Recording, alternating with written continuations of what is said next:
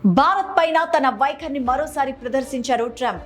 Apple సంస్థ CEO Tim కుక్ను భారత్లో పెట్టుబడులు పెట్టకుండా కాలు అడ్డం పెట్టారు. దీంతో ట్రంప్ వైఖరిపై భారత్లో విమర్శలు వెల్లువెత్తుతున్నాయి. అయితే తాజాగా అమెరికా టర్కీకి భారీ సాయం చేసింది.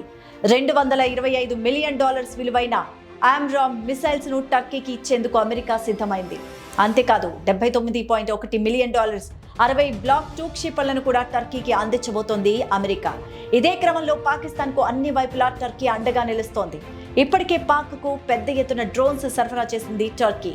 ఆయుధాలతో పాటు ఆర్మీని కూడా పంపించింది. ఇప్పుడు అమెరికా ఇచ్చే ఆయుధాలను కూడా సరఫరా చేసే ఆలోచనలో ఉన్నట్టు తెలుస్తోంది. దీంతో 3 దేశాలు ఒక్కటయ్యాయని చెప్పొచ్చు. ఇక పాకిస్తాన్ కు చైనా అండ ఎలాగో ఉంది. ఈ క్రమంలోనే భారత్ అలర్ట్ అయింది. రక్షణ శాఖ బడ్జెట్ ను 50,000 కోట్ల పెంపుకు కేంద్రం సన్నాహాలు చేస్తోంది. ఈ ఏడాది రక్షణ శాఖ కేటాయింపులు 6.81 లక్షల కోట్లు కాగా, తాజాగా పెంపుకు పార్లమెంటు వింటర్ సమావేశాల్లో ఆమోదం లభించే అవకాశాలున్నాయి. దీంతో డిఫెన్స్ కు కేటాయించిన నిధులు 7 లక్షల కోట్ల మార్కును దాటబోతున్నట్టు సమాచారం.